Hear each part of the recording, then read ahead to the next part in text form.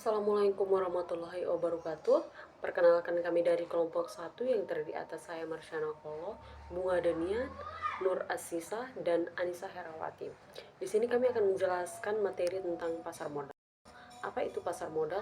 Pasar modal merupakan pasar untuk berbagai instrumen keuangan jangka panjang maupun dengan jangka waktu lebih dari 1 tahun, seperti saham, surat utang atau obligasi reksadana, dan berbagai instrumen derivatif dari efek atau surat berharga.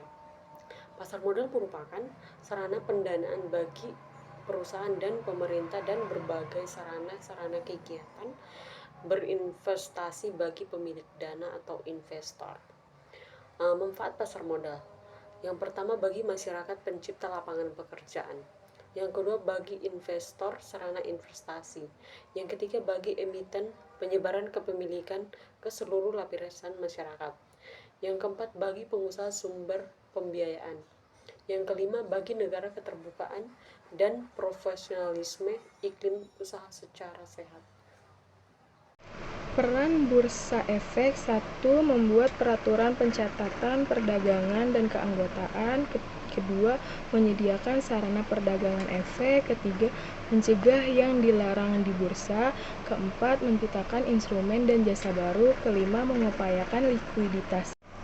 Struktur pasar modal ada Otoritas Jasa Keuangan, Clearing Peminjaman Efek Indonesia, Bursa Efek Indonesia, Kustodian Sentral Efek Indonesia. Struktur lain dari pasar modal: 1.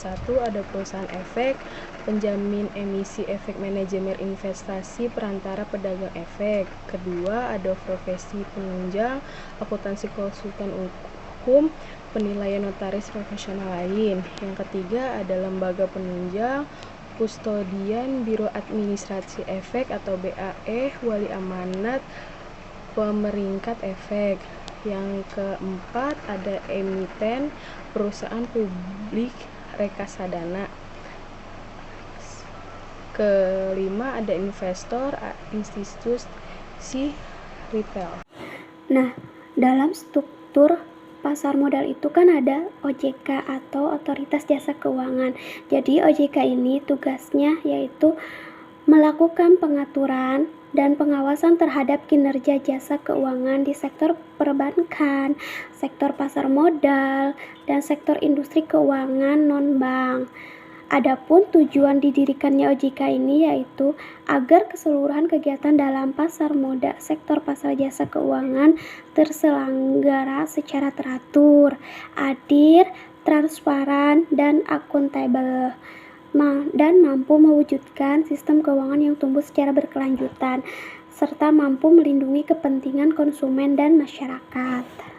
Terdapat BI atau Bursa Efek Indonesia.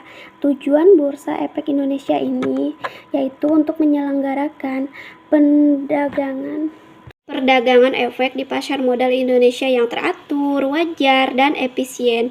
Pemegang saham BI ini adalah perusahaan efek yang telah memperoleh izin usaha sebagai perantara pedagang efek. Nah, perantara ini disebut anggota bursa atau AB. BI secara resmi didirikan pada tanggal 13 Juli tahun 1992. Nah, BEI adalah salah satu penyelenggara perdagangan efek di Indonesia. Bursa Efek Indonesia wajib menetapkan peraturan mengenai keanggotaan, pencatatan, dan perdagangan. BEI juga wajib mempunyai satuan pemeriksa yang bertugas untuk menjalankan pemeriksaan berkala ataupun pemeriksaan sewaktu-waktu terhadap anggotanya serta terhadap kegiatan bursa efek. Nah, BEI ini bekerja sama dengan DSN MUI dalam mengembangkan investasi syariahnya di pasar modal yang ada di Indonesia. Selain ada OJK sama Bursa Efek Indonesia, dalam struktur pasar modal juga ada yang disebut dengan LKP atau Lembaga Clearing dan Penjaminan. Tujuan didirikannya LKP ini yaitu untuk menyediakan jasa clearing dan jasa penjaminan penyelesaian transaksi bursa efek yang teratur, wajar, dan efisien. Nah, mayoritas saham lembaga clearing dan penjaminan ini wajib dimiliki oleh bursa efek. Lalu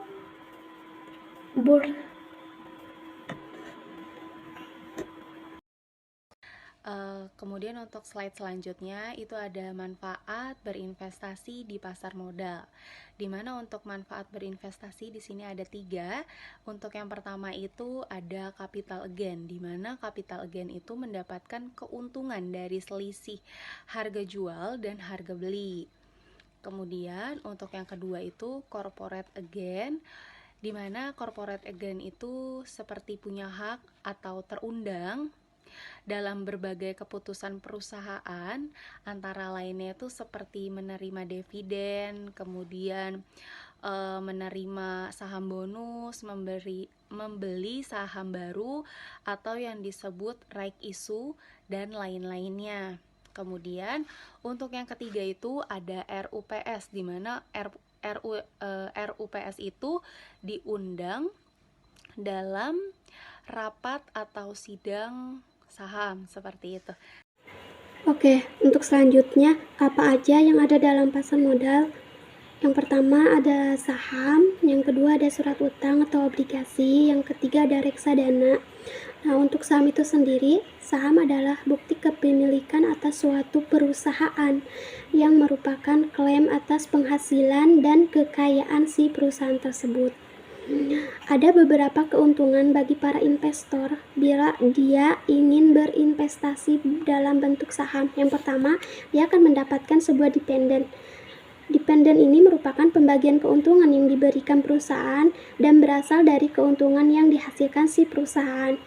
Nah, dividen ini dibagikan oleh perusahaan dapat berupa dividen tunai, artinya kepada setiap pemegang saham diberikan dividen berupa uang tunai dalam jumlah rupiah tertentu untuk setiap sahamnya, atau dapat pula berupa dividen saham yang artinya kepada setiap pemegang saham diberikan dividen sejumlah sehingga jumlah saham yang dimiliki seorang investor atau si pemodal tersebut akan bertambah dengan adanya pembagian dividen tersebut.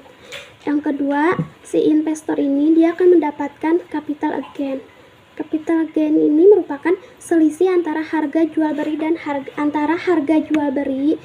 dan harga jual si saham. Jadi capital gain ini terbentuk dengan adanya aktivitas perdagangan saham di pasar sekunder.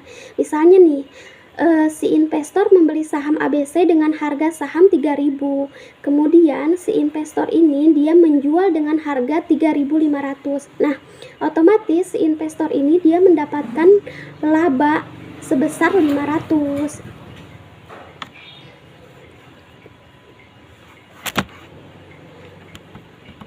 Selain itu, ketika kita misalkan melakukan